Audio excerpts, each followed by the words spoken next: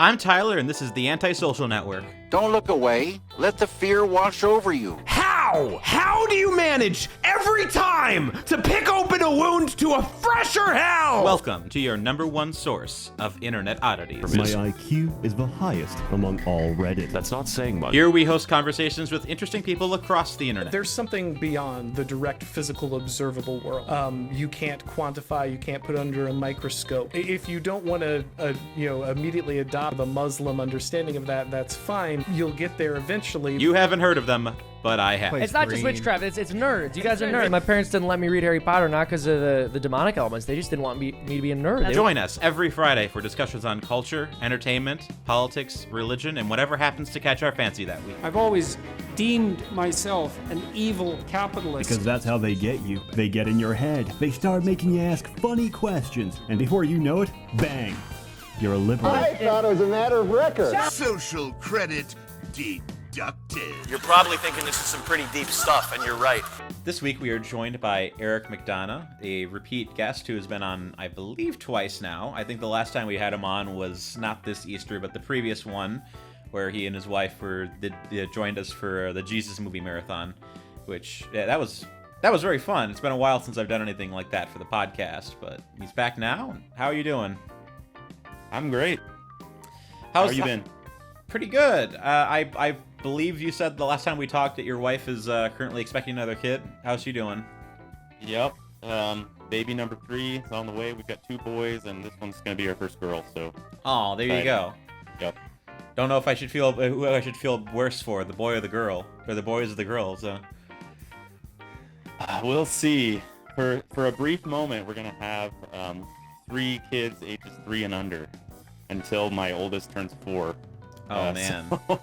But that's going to be pretty soon after the birth of the girl. But that is clockwork. Yeah. That is. Yeah. Well, there you go. So, we obviously, as he's aware, and my viewers are not. I asked him on if he would be willing to talk about his the Book of Mormon, which people who follow me on Instagram know I have a deep fascination with. Eric was kind enough to give me a walking tour of Nauvoo, which is one of the, I don't want to say holy sites for the Latter-day Saint religion, but it's one of the most important ones from a historical standpoint. I visited the temple, the big temple in Salt Lake City, and I've had the pleasure in my life of having a great deal of Latter-day Saint friends. And to this day, I still don't quite understand what the Book of Mormon is. I have a copy that I was gifted, but hopefully Eric can help elucidate a little bit of that, and we can kind of dig into the history a little bit, and maybe dig into some of the more obscure theological questions that come out of it. So I did, so it's clear that I'm not jumping in this completely blind, I did read this textbook that I was gifted by my former landlord's stake. They just had it in a big pile on their outside of their church one day, and I swiped a couple of free books. But so I am going into this a little prepared, but there's still a lot I don't know, and I'm eager to have someone kind of answer questions. Do you mind if I ask how much of the Book of Mormon you've read? A small amount, not enough to feel like I have any sort of grasp on the narrative. Okay. I've had the same problem when I studied the Old and New Testament too, because despite growing up in a predominantly Baptist family, I never really inculcated in the memorize everything culture that's so popular among Protestants, where you walk up to someone who's a well-read Protestant and they can be like, oh, and they'll just quote and verse you every single one of your questions.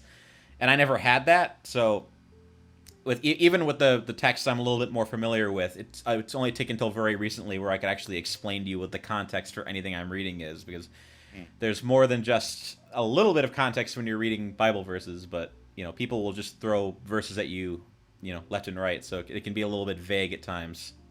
Yep. Bible bashing and all that, yeah. So, as I understand it, you told me once that you were a older convert into the Latter-day Saint Church? Well, not really older. I was 19. Well, that's still an adult. It's not. It's not. Yes, It's yes, I was an adult. it's not the same as It was, being growing up in it. yes, it was in college. My sophomore year of college, I got baptized. Yeah. Did you want to hear a little bit about that? Well, yeah, I'm curious what that process was like for you. Like, what drew you? Where did you? What do you come from spiritually, and what drew you into it? Yeah, so I'll give you a little bit of my background. I did grow up evangelical Christian. I was always religious. I've always been really interested in faith and always considered myself a Christian. In fact, I've even enjoyed talking theology and stuff in high school. I was a Methodist for a long time growing up, and that's kind of like my I felt like that was my home church, even though we started going there probably when I was like, I don't know, 8 or so. But so I had that Methodist upbringing, but then around the time of middle school or so, or high school, we switched over and started going to a Pentecostal church. That's a bit of a jump. It was, and I feel like I guess my mom was really the leader in that. And I think she was trying to feel the Spirit more and was exploring with that. And so that was interesting. And we were there for like a year or so. Never officially joined the church, but went pretty consistently for a while. And I never really was excited about that church, but we did go there. And then so we switched to a kind of the equivalent of a mega church for my area, which was not a very big city, but they had a quote unquote mega church where there was the rock band, and we went there for the rest of my time in high school, and my mom continued going there for a while, and so I kind of dipped my toes into different areas, and I think it got me thinking a lot too, that journey that we went through, that big jump from Methodist to Pentecostal. Had me thinking about a lot of different aspects of the faith, and also I just heard a lot of different explanations for things from the New Testament.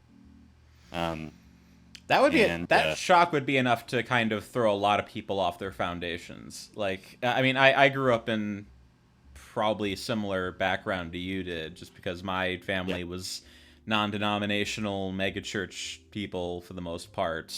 Yeah. And as an adult, I've become inquiring into Anglicanism. I don't feel attachment to Anglicanism in the same way I think a lot of people say that their church is the one true church, because anyone that says Henry VIII's church is the only true church to God is probably a little delusional. But it's fairly transactional in that regard. But I'm sure. Like, well, how how would you say that transition shook up your faith?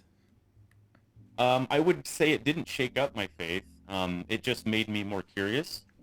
I don't think it really shook up my faith at all, except for I did feel that there was a spiritual aspect to faith that was important, and I think I learned that from my brief time in the Pentecostal church, because obviously, as you know, they're all about you got to feel the Spirit and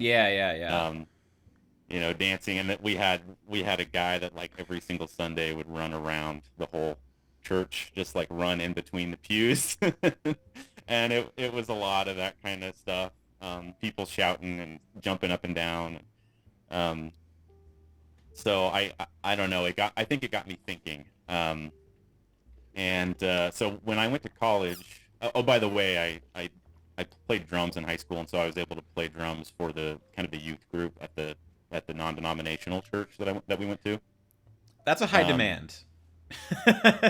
Yeah, so there was that aspect too, and getting involved in a church was nice. But I think with my Methodist upbringing, I sort of missed that, and I wanted something more where there was Bible studies, and I was in a really good youth group at the Methodist church, and I missed that kind of sense of community because it was much more anonymous at the non-denominational church, and there was no Sunday school or anything like that. So anyway, I go off to college, And now, I think every Protestant or evangelical, for the most part, has to go through the process of finding a church when you go off on your own, because there's no automatic thing that you're dumped into when you move.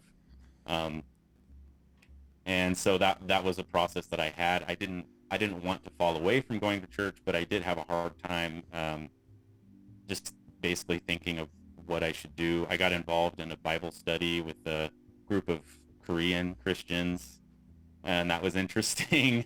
I tried to join a campus group, and really didn't like it at all. I never did go to the Methodist church that was nearest to me, because it just gave off vibes that I wasn't crazy about. And so I kind of just floated around for a while and didn't really go to church, but I wanted to find something. Didn't really have anywhere to go, though. Didn't know what to do. Well, anyway, you know Sana, my wife. Yes. I meet her. Actually, I met her in high school. We started dating halfway through my freshman year. And it was kind of a long distance thing, but we start dating, and I know that she is a member of the Church of Jesus Christ of Latter-day Saints.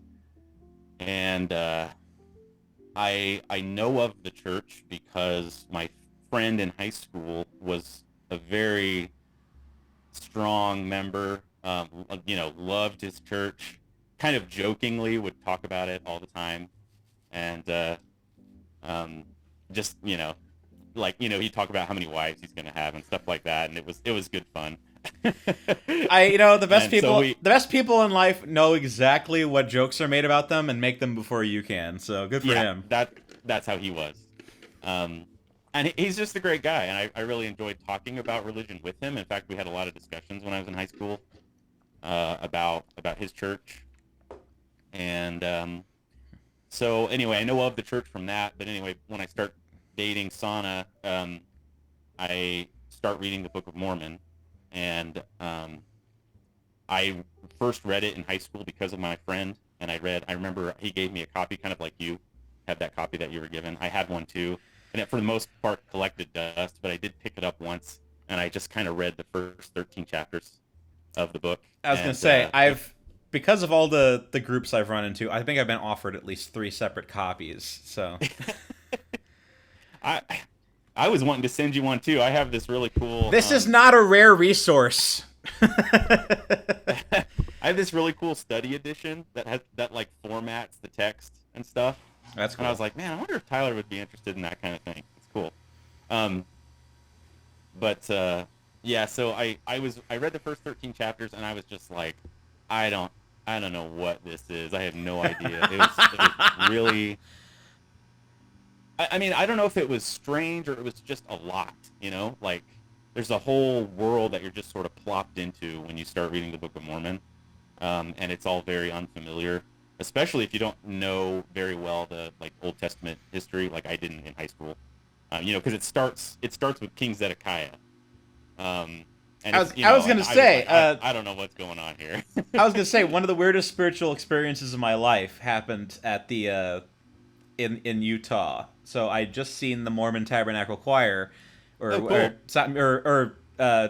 forget the current name, but I was really swept up on it, and I had this moment of like, well, this church is producing some really beautiful art, and then they took me into the hall, and they, without any prompting, it started just saying things that happened in the Book of Mormon without any sort of cushioning, and I was just like.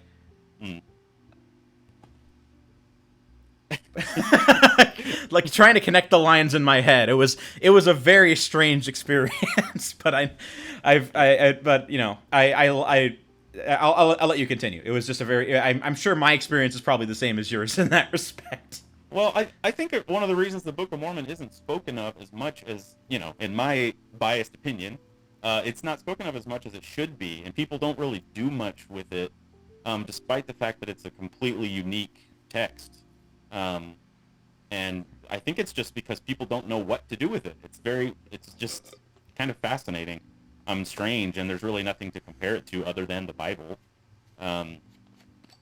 especially just because it's sheer length too. It's over 500 pages, and it covers 1,000-year history. There's multiple peoples involved in it. So yeah, but anyway, that was my experience. I'd read the first 13 pages, or 13 chapters. I'd put it down, and it had collected dust for a few years. And then I do pick it back up in college and start reading it. And that got me on this kind of this journey of like, what is going on with this faith? And started reading more and more about it. I got onto certain apologetics websites. I got onto anti-Mormon, quote-unquote anti-Mormon websites, which there's a lot of that out there too. A lot of people, with a lot of things to say. And so it was kind of a lot, and I was just sort of digging into that world and feeling a lot of confusion. I was reading things that I was thinking, that's a good point. But then I was also reading things, and I was like, this is crazy. And juggling that, I juggled that for several months. And about halfway through my sophomore year, I had gotten to the point where I was like very familiar with a lot of things going on in the church, even though I wasn't a member yet. Like I knew all about, we went to Nauvoo, like you mentioned. I knew all about Nauvoo. I knew all about the history of the pioneers who went to Utah, and I knew about just all kinds of the intricacies of the faith. But at that point, I just learned a lot of things and hadn't really felt any desire to join. And honestly, I remember saying to myself at a lot of points, I don't want to be a Mormon, quote unquote. I don't want to have that be a thing that separates me from my family. People will talk and say, oh, he's lost. But honestly, I kept reading the Book of Mormon. I got to the point in Alma, the Book of Alma within the Book of Mormon, where just one day I was praying and honestly just felt the Spirit, something that I'd been taught to feel growing up in churches. I just felt the Spirit, and I couldn't explain it other than, God is in this, and he wants me to be a part of this. And so it wasn't long after that experience, that sacred experience that I had, that I looked up the missionaries, and very unusual experience for the missionaries. Somebody calls them and says, I want to be baptized. And they're like, oh, okay. Usually they're like out there trying, like, please listen to us, please. I was a missionary, so I speak from experience. But yeah, I was able to call them and just tell them that I was ready, which was cool. And then I went and spoke to my friend from high school, and he was the one who baptized me. And I haven't regretted it, not once. Was there a major process to become part of that church, or is that just something that's, once you're baptized, you're in the fold? Yes, once you're baptized, you're in the fold. You have to go through the missionaries, though. So whether that's like what I did, where you just call them and say, hey, I'm ready, and they'll come and kind of speak to you, and then there's like an interview basically that you do, and just they want to make sure that you're not just doing something on a whim, but that you've decided this is true, you want to do it, and then once you do that interview, then it's just you set a date and you get baptized. And there's baptism by immersion, and there's laying on of hands to give the gift of the Holy Ghost, like in the New Testament. That's a pretty big part of the faith, is that restoration of the ordinances that originally existed in the Bible, and one of those being the laying on of hands for the gift of the Holy Ghost, which a lot of us, we consider that to be basically a lost ordinance, because I don't know of any other church that does that necessarily. They probably exist, but I don't know about them. So in William Barrett's book, he talks about the Book of Mormon as a text that's fundamentally about restoring the understanding of the lost faith that is believed to have been lost after the time of the apostles. Is it believed that the church fell apart like very quickly after the apostles, or was there a gradual decline over time? There's no date, but basically, I think probably most Latter-day Saints would agree that by the time you start getting to the creeds, probably we would argue I mean, I guess this is my opinion, so don't take this as like official doctrine, but we would argue that the reason they had to do the creeds was because there had been an apostasy already. So like when they, by the time they get to the Nicene Creed and they're trying to decide how do we officially define the Trinity, they had to do that because there was a lot of debate about it. And so by that time, I would say definitely. I think it has to do with the apostles dying out. And so there's nobody like in an official position that can say, this for sure is what we're supposed to believe as Christians. Sure. I know my Catholic and Orthodox friends, which would say that position belongs to the church in a sense, that that the authority comes down because it's passed down to the ages. But I don't share. Obviously I don't share that opinion. But what? Well, can I say that passing down of authority is very important to us as well? But I mean, maybe we get to Joseph Smith later. But the idea that if there's an apostasy, you have to connect back to the priesthood somehow. So how do you get to the apostles if there's been an apostasy? Well, it has to be restored by the apostles themselves and by Christ. He has to act again to ordain people with the priesthood to be able to make those official decisions. And so that's, if you get to Joseph Smith, he claims that he was, after he had his initial first vision of God the Father and Jesus Christ, he actually was ordained with the priesthood by Peter, James, and John. So it had to come from the original source. So there's actually like a priesthood lineage in our church as well. I'm aware of that. I know that the head of the church is considered to be essentially the representative of Christ on earth to some degree. Is that a fair summation? Yeah. We would see him as acting under the direction of Christ. So Christ being the ultimate high priest, the cornerstone of the faith, the apostles and prophets being the how does it word in the New Testament, the foundation of apostles and prophets. I think that's in Ephesians. And so they act on behalf of Christ because Christ is ascended to heaven, and so he has official people who act for him here. So I guess just to kind of jump straight into things, how would you define what is the best way to kind of understand the narrative of the Book of Mormon? Because I find that when it comes to religious texts, it kind of helps to have a low resolution understanding of the story and just kind of have like this, an abridged version in your mind, and then just kind of to go deeper into it with that low resolution version in mind, because without that you really can't grasp onto what individual verses say or what the context is or what context they're working against. Because I know the Book of Mormon is very specifically working against what it considers the corruptions of the old church and the old scriptures.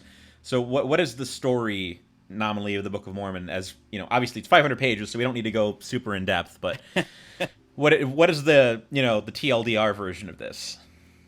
There's a title page and an introduction that are actually pretty helpful in that regard. Definitely check those out. So basically the TLDR version, you have, like I said earlier, it starts in the reign of King Zedekiah in Old Testament times. So that's about 600 BC. You have a group of people who are of the descendancy of Joseph, so they're of that tribe. They are living in Jerusalem, and this is right around the time when Jeremiah is prophesying. And Jeremiah is prophesying doom and gloom, as he does. And basically there's a guy who's named Lehi, and he is like Jeremiah. He's called to be a prophet and to basically preach to the people in Jerusalem. And the Lord tells him and his family to basically get out of Dodge because the Babylonian captivity is coming. So they escape and they make a journey across the Arabian Peninsula and have their own kind of like Israelites in the desert kind of thing, escaping to the Promised Land.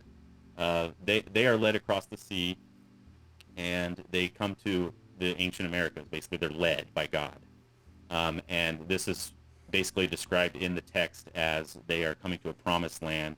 They're being set aside as a remnant, and basically a people who is going to be built up by God and keep his covenants and be his covenant people here in the Americas.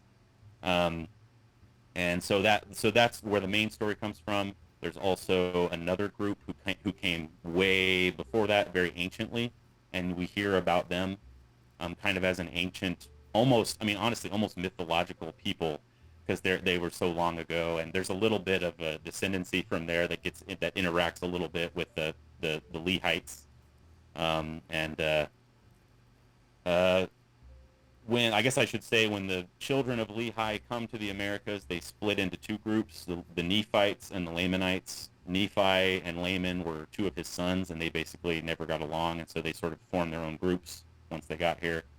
And basically it all boils down to the Lamanites and the Nephites are fighting constantly, but it turns out that to be basically a tragic story, because the Nephites realize that even though they've had this external enemy all along, it's really their internal struggles which undo them, and they end up basically disappearing. And the Lamanites continue on, and we basically believe that the Lamanites are descended partially. Their blood is somewhere among the natives, whether that's North American natives, South American natives. We're not, nobody has an official opinion on that, but basically the Lamanites have lived on, and the Nephites are gone because of various sins and because they have trusted in themselves more than the Lord. And there's a whole story to go with that. Well, there's 500 pages of exegesis in there, so I'm sure there's nuances involved. Yes, there's a lot of really cool, different stories at different time periods. And of course I should mention, I shouldn't leave this out, the most important part of the whole book. Christ himself comes and visits the Nephites after his resurrection.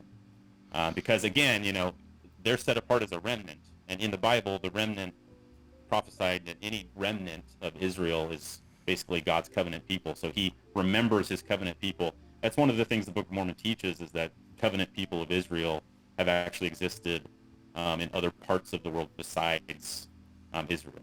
And in fact, it even hints at other people being out there that we don't even know about. They could have records that someday get discovered.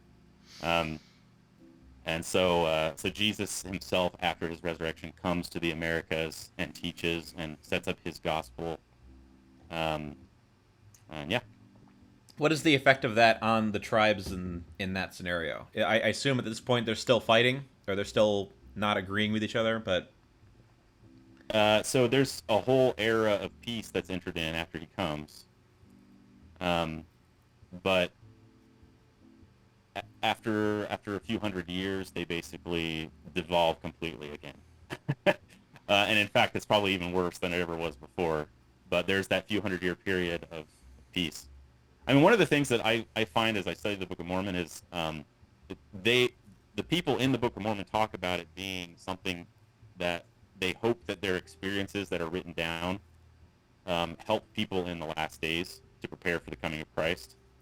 And I think that's what you find somewhat in the narrative, if you're doing your own kind of a quote-unquote exegesis of the narrative, is that really you can see parallels to the end times and think, like, when Christ comes, there's going to be a lot of divisions, and specific ways that happens are pointed out in the Book of Mormon in interesting ways, like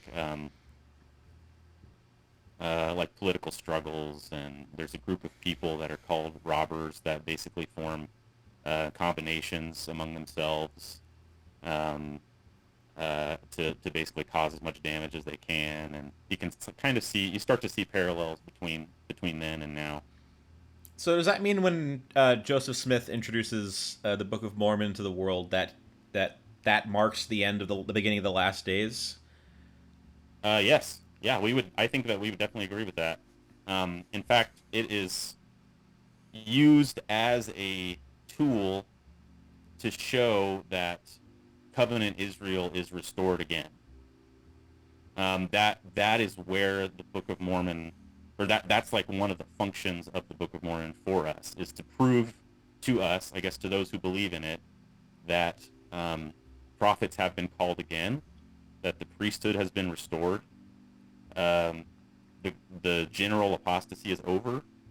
So Christ is acting on the earth again. So there's actually, I look at the Book of Mormon and I see something that exists that, to me, I have no way of explaining how it exists. There have been many attempts to explain it, and one of the interesting things that I find about it is that as time has gone on from the time it was originally published, there's only more and more evidence for it. Now, that's not to say that any general scholars are believing in it or anything like that, but I think the time that Joseph Smith publishes it in 1830, nobody knows about writing on plates, but he claims that it was written on plates.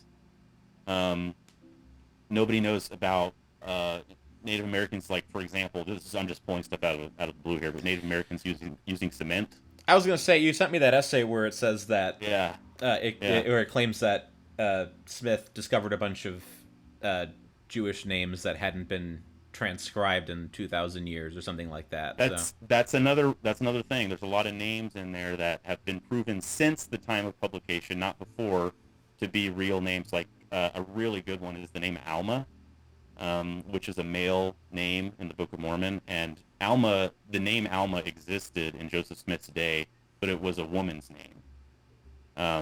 Like from the Latin, it would be a female name. But basically, they found since then the name Alma exists in Hebrew as a male name, and just a lot of things like that. A lot of weird things, like how did Joseph Smith guess all that stuff? And you could go on and on about all kinds of different things. There's also things in there that we still don't necessarily have explanations for, like horses are mentioned in the Book of Mormon. And I think a lot of people still think there weren't horses in ancient America, but the way that I see it, there's so much stuff that's unexplainable to me in there that I can't come up with a way that Joseph Smith wrote the book. And I mean, take away all of the secular evidences and just the amount of detail in the book, that it covers 1,000-year period, that it has a lot of doctrine that has stood the test of time and been an inspiration to millions of people, that people read it and find comfort in it, and I don't know, that it's just so deep and profound and complicated, and it's internally consistent, and the only evidence that we have for its production was that Joseph Smith at the age of 23 was dictating it, and I just don't know how that happens. I don't know how somebody, especially at that age, can just sit down and dictate a text that is internally consistent, that covers 1,000-year period and multiple different peoples, and I don't know how it happens, and it's kind of a mystery to me. I mean, that's one of the reasons that I joined the church, was I was reading this and it was just a mystery. It was literally like reading a physical miracle. Like, I just can't explain how it exists. And so to us, to bring it back to us, it's like the sign of the covenant of God being restored. It's the sign that Israel is again operating on the earth with covenants. And I think that's why it's such a big deal to us, is because it's God extending his arm and saying, here is a new covenant, a new and everlasting covenant is what we refer to it as, a new covenant with people, and I want you to join this and be a part of Israel again, like in old days, like in the Bible. Well, speaking of that, I mean, reading both the essays that you'd suggested I should look into and reading some on my own, one of the talking points I kept coming back to was the idea of the Latter-day Saints as a kind of restoration of the ancient Jewish religion. And right. Harold Bloom mentions that in one of the essays, and notably G.K. Chesterton brings that up in his essay from Uses of Diversity, which I didn't expect you were going to read it, but because I told you it was pretty down on them for a while, but you seem to be amused by it. But it's I liked it.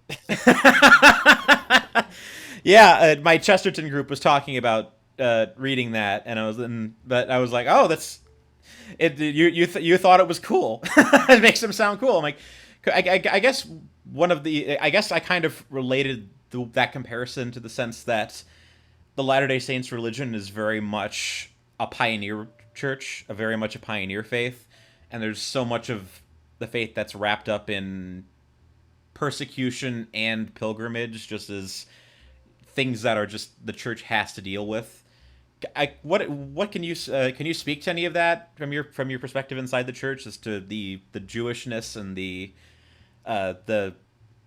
way that kind of manifests in the religion and the flavor of the flavor of your understanding?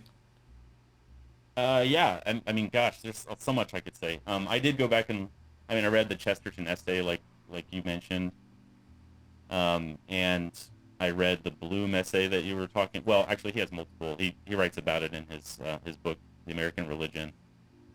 But I thought it was really insightful of you to sort of put those two together because they both seem to touch on something similar, which is that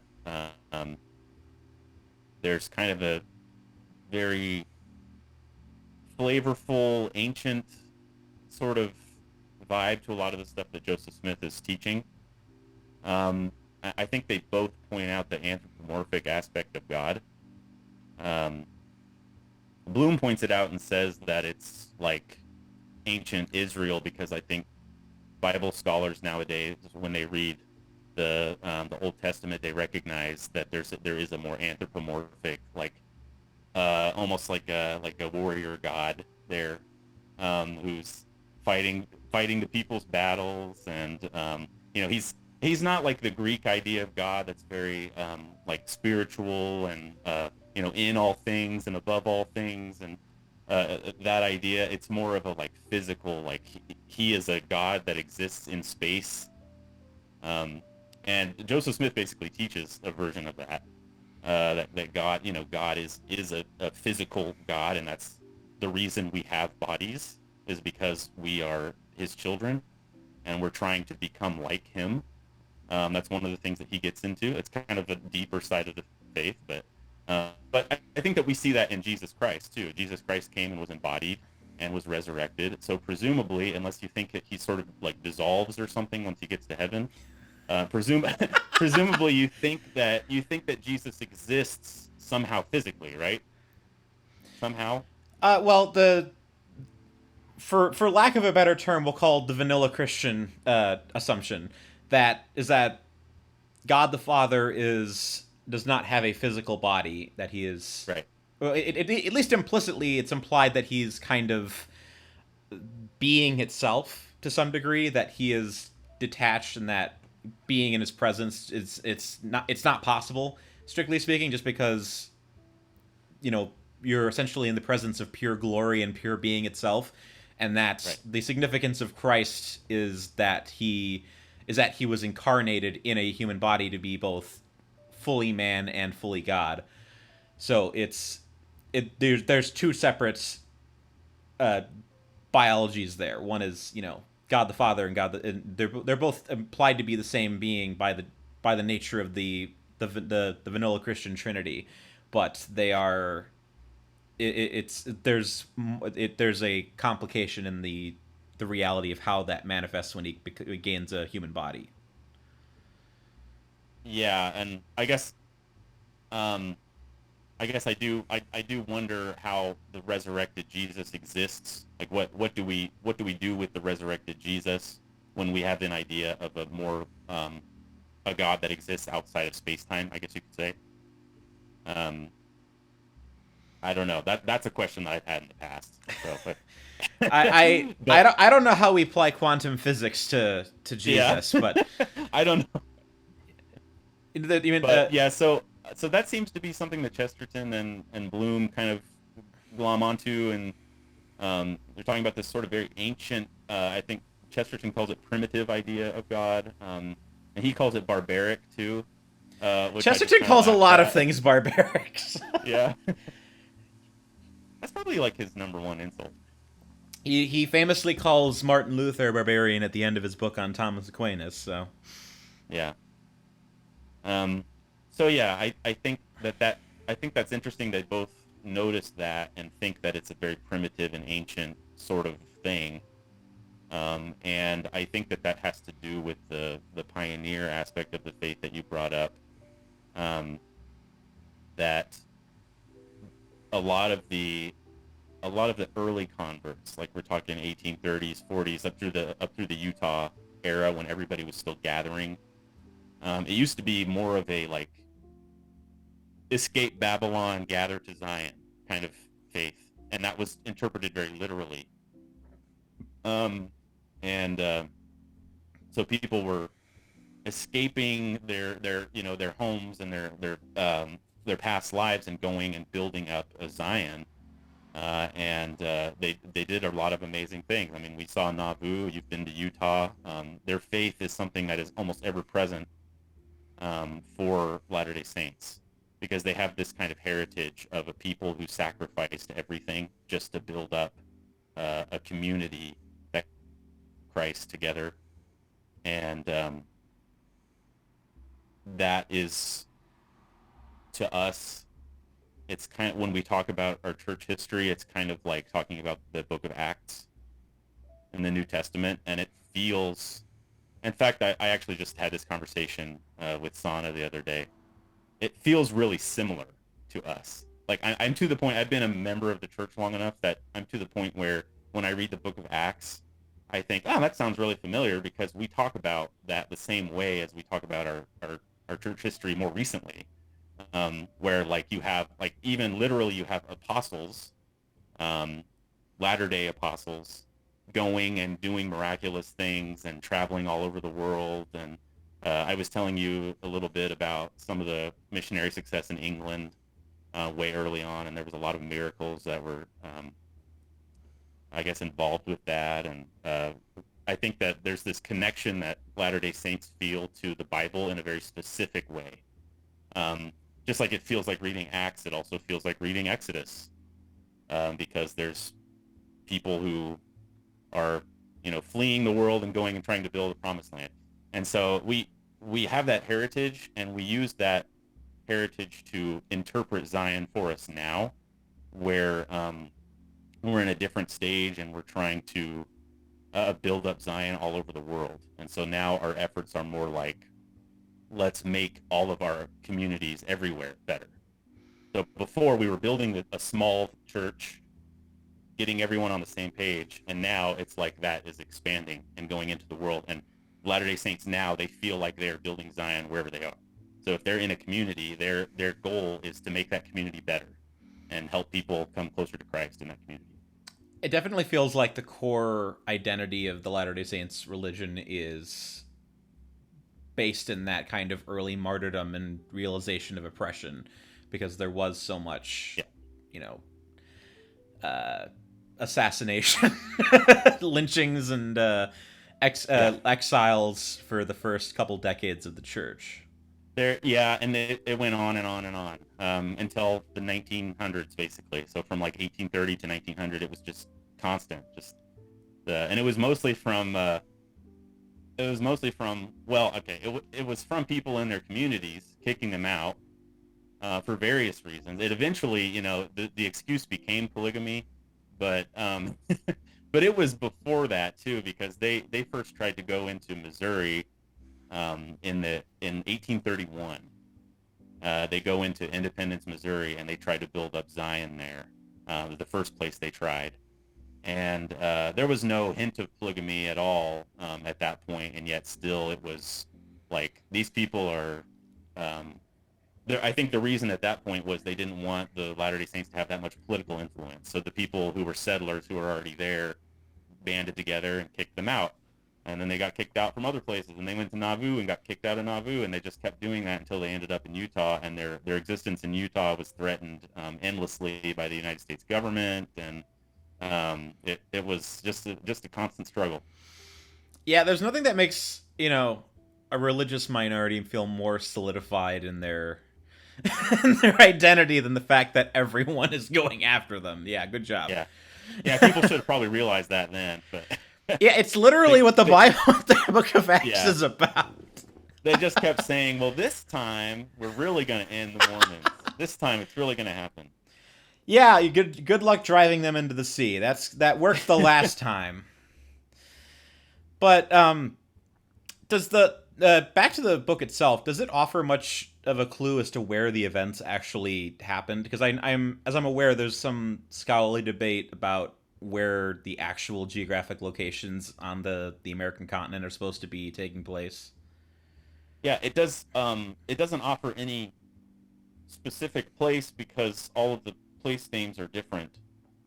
And I mean, with that fact alone, it's almost impossible to place it exactly. However, there's been, I mean, endless research into it, and what's interesting about it is I mentioned briefly it being internally consistent earlier. The locations in the book are internally consistent, almost 100%.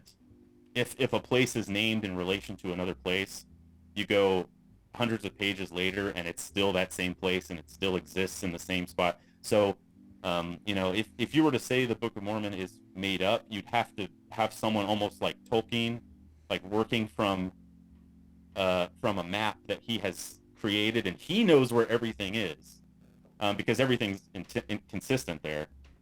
But we don't know exactly what spot that is. Now, most people say it's Mesoamerica because that's where most of the research has been done, and it's where we see evidence of societies that existed that were larger, like city-states, that we see in the Book of Mormon. Now, from a Latter-day Saint perspective, those civilizations that existed were wiped out. It says that in the book itself. So there's a lot of talk about how there's very little archaeological evidence for it, but I think scholars are looking in different areas and finding a lot of things, linguistic evidence, and the geography itself lines up best in Mesoamerica. So I'm kind of in that camp. A lot of people think it's got to be North America because it has to be like the United States area, because that's where it comes. That's where the book comes from. So I was gonna say more Latter-day Saint identity is very tied into Americanism, so I can definitely see there being some desire for that to be correlating. But yeah, I can see that too, and it makes sense in a certain way. However, the church is a lot bigger than America, and it always was intended to be so. In fact, Joseph Smith was always from the beginning talked about, even when it was like 1,000 members, he talked about how it was going to fill the earth someday.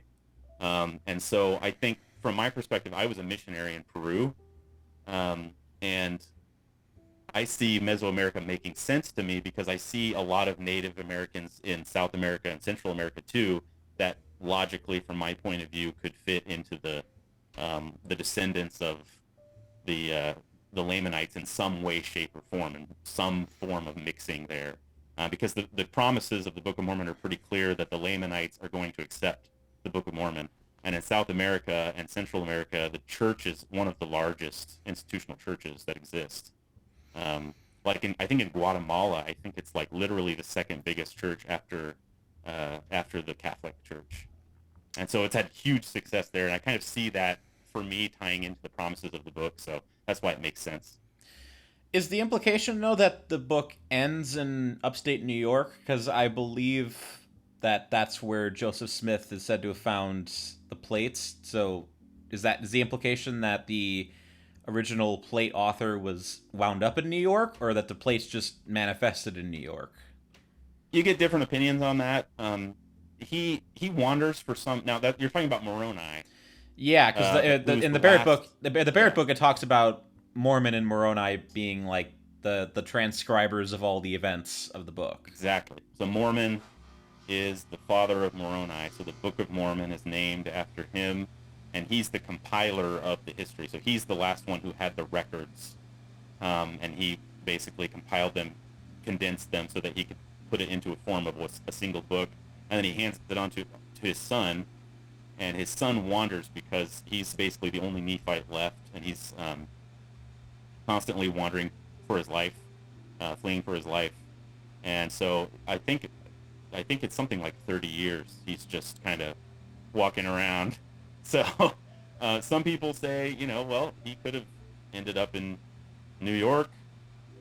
Some people say that there's an old theory that there's 2 Hill Comoras. I don't know how much I buy that. but people have tried to explain how it ends up there. Some people say that it was just taken there. But yeah, I don't know. That's not a settled thing. Sorry. So, I guess to dive into the theology a little bit, how do you find that the Book of Mormon affects the theology of the Bible? Because one of the things Barrett talks about is the fact that the Book of Mormon supersedes the Bible in terms of translation, on the grounds that the original scriptures are supposed to be corrupted over time, aren't reliable, and that they leave a lot of open-ended questions about contentious, questions of theology that obviously created the schisms between Protestants and Catholics. So what is it that the Book of Mormon does to the original scriptures? It gives a it gives a further witness. Like the subtitle of the book is Another Testament of Jesus Christ. So if you have a first witness with the Old Testament, second witness with the New Testament, and this would be an additional witness. That's how we see it. It does not replace the Bible in any way, shape, or form. That's something that people have said for a long time, and it's just not true. I wouldn't say it does that. I say supersede. What Barrett himself talks about, there being some mild discrepancies between Isaiah as it's quoted in the Book of Mormon versus Isaiah as it's presented in the surviving transcripts, and the book it says that when those discrepancies arise, it's assumed that the Book of Mormon is the more accurate source. Oh yeah, I think that we would say that because it's a first-hand source. If you believe in it, then you believe that the translation was divine. So therefore, it has a stamp of approval on it, and there's no other way to put it. That basically God is saying, yes, this is correct. This is good. So then with the Bible, you don't have that to the same extent, at least not as recently, right? And I don't mean to denigrate the Bible to say that. I'm just sort of factually, it's just it's been passed down for literally thousands of years now. And I think the more you get into textual criticism, documentary hypothesis, all that kind of stuff, we don't necessarily we definitely don't teach any of that stuff from the pulpit that you should that the documentary hypothesis is correct, for example, of the Old Testament. But I think it makes sense from our point of view because you can look at the Bible and see that there has been, just like scholars say, there's been editing. If you look at the Greek Septuagint translation, it's different than the Hebrew Masoretic text. And you get differences. Also, we saw that pretty clearly with the Qumran Dead Sea Scrolls. There's differences, and some of those, I've been really into Robert Alter's translation this year. Oh yeah, I've been reading that too. Oh man, I have been using it for Bible study, and my friends keep calling me heretics. Heretic. I've been so into it because he has a lot of great insights. Whatever his shortcomings are, obviously he's not going to put Christological reading onto the text, which I would. But other than that, yeah, I wouldn't expect someone who's in Orthodox Judaism to put a lot of weight onto Christology. So exactly, you have to understand that, and if you can get past that, you can learn all kinds of things from his analysis. But I have just really appreciated seeing where the scholarship is on the Bible, and that's not. I guess if you subscribe to the inerrantist school, that's kind of a threat. It's no, Moses had to write the 5 books of Moses completely, and it's in a certain way, almost your faith hangs on that. I don't want to mischaracterize, but I'm not an inerrantist, so I won't take that. Yeah. I know people that are smarter than me that are, but sure, yeah. I'm a little bit, I'm a little bit hyper skeptical about a handful of things. So I'm just I believe it is ultimately true, even if it's just the Petersonian sense. But obviously, I believe in the resurrection and everything, so I'm not, I'm not a heretic. But I think there's a little bit more room for a slightly liberal reading in some areas. But yeah. And so I think that's one of the things the Book of Mormon does that's really interesting, because it came around before a lot of the textual criticism happened, and but it sort of prepares your mind to understand how it is that we get Scripture, because like with the Book of Mormon, we know that it was an editor at the very end who put together all of the pre-existent source material into a text that he like had a message with putting it together, and he had the authority from God to do that. That was kind of part of his calling. So if you read the Book of Mormon and understand that, and you read the Bible, the textual criticism of the Bible doesn't really threaten you anymore, because you kind of understand that. Like, you understand that you had several sources and they come down, and then at a certain point there is an editor that combines them, and I think it's not scary anymore, because you understand that editor, at least if you believe the text, that editor was inspired by God. So it doesn't really make a difference, It's almost like almost in some ways a further proof of the Bible, because you can see how over time it has stood the test of time and has gained new insights with time, I guess, like you put it that way. I will say that my concern, as I'm reading through the commentary, is not the inerrantist concern. It's more so from the more traditional side of Christianity. That's more, in the Anglican, Catholic, Orthodox view, there's a greater sense of fascination with mystery and the unknowability about certain things. And obviously, for the first 1,500 years of the church, there was that central political authority where you could force an interpretation down and expect the church to be in relative unity about those the vagaries of these questions. And obviously, the Reformation changes that, and suddenly anyone with any Tom, Dick, and Harry with a heterodox opinion can go off and do their own thing, and that creates an enormous amount of confusion. But as I'm reading it, as someone who is currently attending a more traditionally minded vanilla Christian church, I do find that the book, at least in the commentary version that I'm reading, that the Book of Mormon tends to unpack a lot of those mysteries. And I could definitely see people who are of the similar, more traditional minded, who find the mystical or mysterious nature of those things to be somewhat disconcerting. It almost like the Book of Mormon is unpacking those things to a not that that's if like Joseph Smith is suggesting is true, then that's not a problem. But it's definitely something I could see is from other liturgical Christians being something that feels a little bit challenging or off-putting. Like the way it explains too much. Almost, yeah. Like, because something like the Trinity in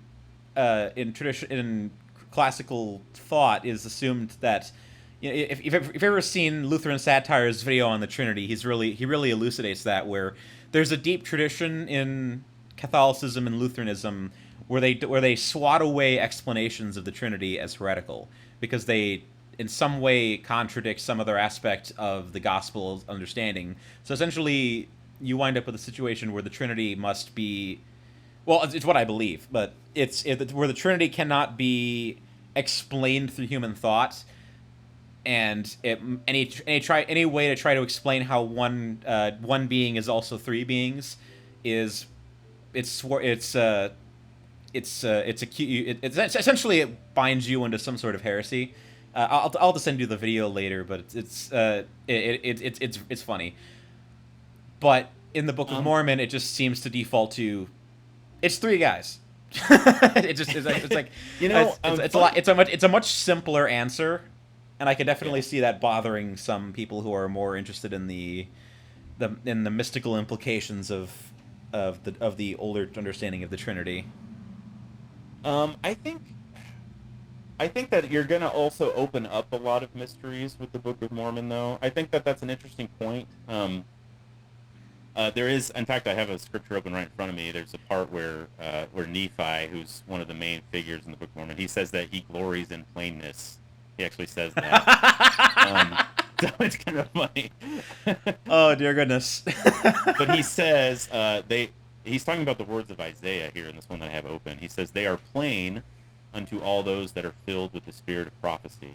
So I think that ties into our idea that you need an authoritative source to help interpret matters that are important for salvation. So if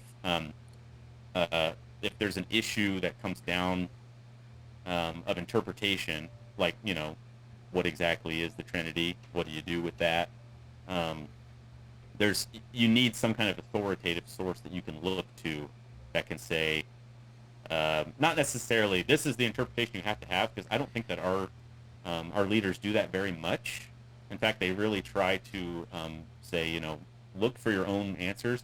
But I do think if it's a matter where there's contention and the Church of Christ begins to be divided because of that, which I think, from my point of view, not to be offensive to anybody, but I see that happening in Christian history. There's more than everyone's fair share of being burned at the stake for heresy. So yeah, especially, and I'm saying this to every one of my listeners, especially your group, because everyone likes to pretend it's like, oh, all the Catholics burned us, all the Calvinists burned us. Yeah, you did it too, just as much. Don't feel too righteous about it. Yes, it happens. I'm trying to. I was trying to see if I can come up with a specific example from the Barrett book. Okay, but, sure. Yeah.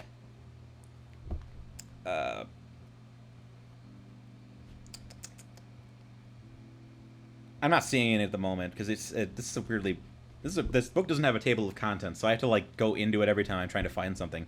But too bad. Gotta love old books without indexes. But there's just a bunch of points where he takes ideas that are a little bit more vague in the Bible, and it implies that the Book of Mormon just unpacks it more, makes it more clear. Like the communion's one he talks about, where he just straight up says like, oh, there's no mystery behind it. There's the Catholic / Orthodox / Lutheran concept of the literal body and blood is just not there, which that's essentially what Baptists believe too. So it's not like it's completely out there, but the book, it's just something I noticed that beyond just kind of being a little bit more on the Reformed Calvinist side of things on a few queries, because I definitely think that there's probably some DNA in there from that, but it definitely seems like there's the Book of Mormon just unpacks a lot more than the Bible does, but especially on those vagary questions. Well, let me. I really do think, I understand your point, but I think that there's a lot from the Book of Mormon that also introduces a lot of new ideas to get you kind of thinking. I haven't read the Book of Mormon proper, so I am just going off of commentary. I am sure that I'm probably wrong about a few things. So a couple things. I think that your example of the sacrament, which is what we call the communion, is a good one, because I think that that's important for salvation, and you need somebody to come in and say, this is the way that the sacrament's done. It does that in the Book of Mormon. In fact, the sacrament and baptism are laid out, and that's one of the things that the Savior teaches when he visits the Nephites. He actually says, this is how it shall be done in my church. And he teaches that division and contention comes from the devil. And so when there's contention on a subject, it's not good, particularly in these areas, like the essential saving ordinances, the things that are very important for the church. Transubstantiation and all that, we don't talk about that very much, but we do partake of the sacrament once a week. We call our Sunday service, we call it the sacrament meeting, because it's kind of the central focus. And for us, it is a renewing of the covenant that we've made with God. And so we find it very important. We have to be on the same page. There's a prayer that comes from the Book of Mormon that's recited when we hand out the sacrament or pass it. And so the second thing was, what was the second thing? I forget. I had a second point. I forgot. I don't know. I guess just to close, we've been going for over an hour now. Goodness. Sure. But I guess just to, I pitched a bunch of questions, but one I did not think to ask when I was pitching was, in light of everything we've talked about the Book of Mormon as the restored gospel, what is the Latter-day Saints' opinion on vanilla Christianity in terms of its ability to provide salvation? Obviously, the implication is that it creates discord, and discord is of the devil. But is that it to what degree does the Book of Mormon condemn just, normal Christianity as it's in itself? Does it view it as merely subpar, or does it view it as full on fire and brimstone, what are we talking about? You're all going to hell. No. No. So we there are some things that I call really delightful paradoxes that are a part of our faith. One of those is we absolutely do say that we are the true Church of Christ. We make a very bold assertion there. And we tell people, you can pray, you can study the Book of Mormon, you can pray, you can find out that this, that this is true, that this church is true. We say that. However, the paradox is that we also have a belief that's one of our articles of faith, that people people should be able to believe whatever they want, and there should be no, we're very liberal in that sense, that, believe whatever you want, we will support you in that belief. And we also have an idea which comes from Joseph Smith that that good exists in degrees, and if this actually Mormon, if something helps you to do good, then it is from God. So if no matter your church, if you're doing good, we believe that's from God, and that you have light, that you have a measure of the Spirit of Christ. And now we're not going to sit back and say, well, they have a small measure and they have a big measure of the light of Christ, and we don't really we don't spend a lot of time talking about that. We don't really judge other faiths in that way. We don't talk about they're not saved. We don't do that. Like, that's just not a part of how we talk about things, because ultimately we're not the judge of other people. So we believe if you have a certain measure of light, then you have that certain measure of salvation. Whatever measure of light that you have, that's how close you are to God. Now we believe that you come here, you take covenant with God, you can get more light, and you can continue to build that light that you already have. That's how we view it. Does that make sense? Yeah. It's not exactly universalist, but it definitely there's degrees to separation. It seems. I've heard it described as that. Your degree of separation to God is defined by your degree to which you walk in His light, and the only people that are like. I've heard some Latter-day Saints say that the only people that are actually truly damned to eternity are the people that have seen the truth as it is and completely reject it. Yes. So we're not universalists, but we have somehow managed to find a middle ground with universalists. We've done it, and I think it's that hell does exist. There are people who will go to hell. We don't have an idea of a fire and brimstone hell, and we also don't think that God is like at Judgment Day. He's saying you go to hell, and the person who's going to hell is surprised by it. From our view, you choose where you go.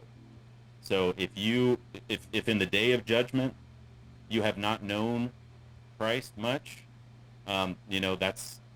you ultimately need Christ to be saved, but we're not the judges, and we believe there's all kinds of room for God to show his mercy in Judgment Day, especially if someone is of a humble heart and willing.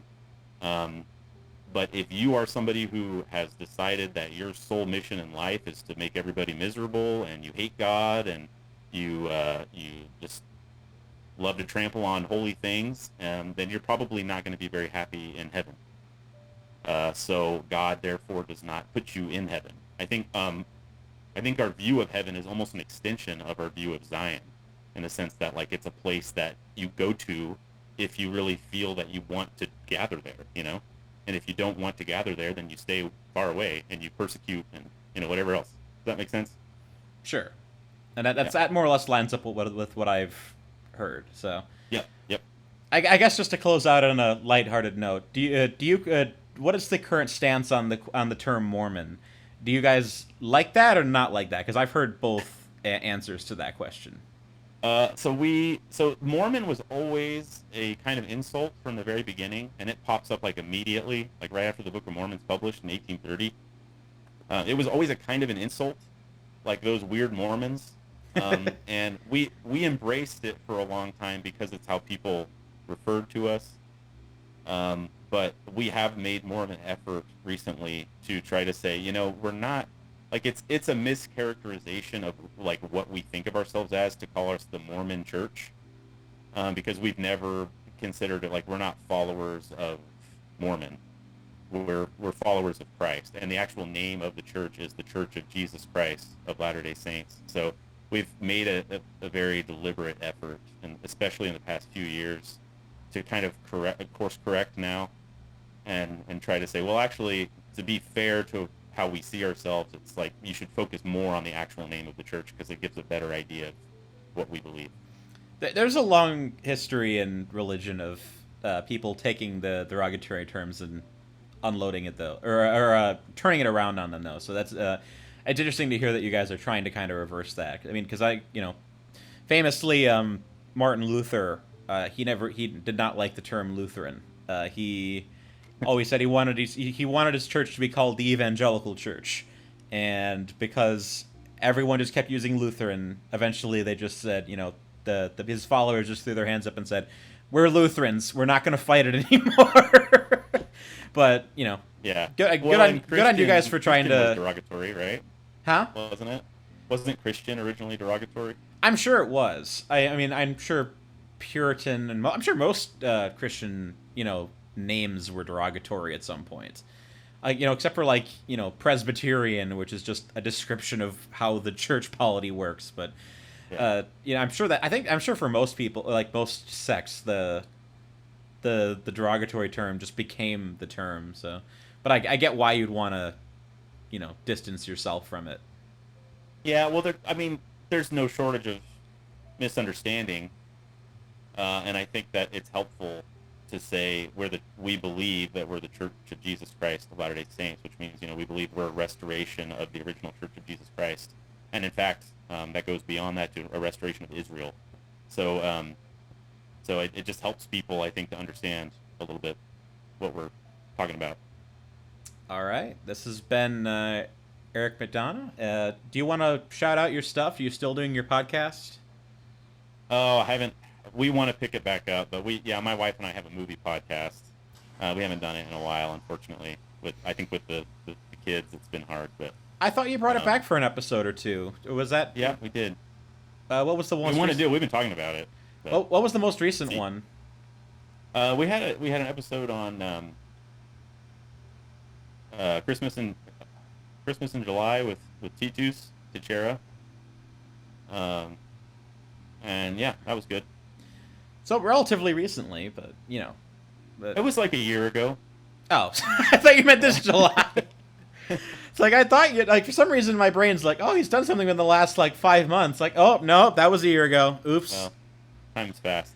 It does indeed. It was a year ago that we. Oh, geez, it was almost a year ago that we went to Nauvoo. Good grief. It was, yeah.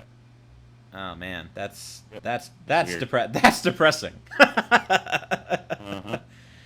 All right. Well, yeah. What's your Twitter account for people to follow you? I'm at at ConFilmBuff. Mostly tweet about movies. So if you're interested in that, yeah, that's where you can hit me up. He's had Lawrence of Arabia as his profile picture for the past 5 years, mostly to annoy Jacob Airy on principle, as one should. But yeah, on principle, you want to do that.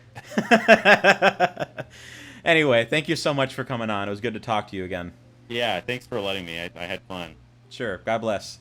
The AntiSocial Network is a Groupthink Productions and cultural review podcast. Editing, hosting, and producing are by Tyler Hummel, art by Crystal Cali, and original music is composed by Guap Squad Gang and Melissa Lafira. Like, subscribe, and leave a comment below and tell us anyone you think would be a good guest for the show. Thank you for listening.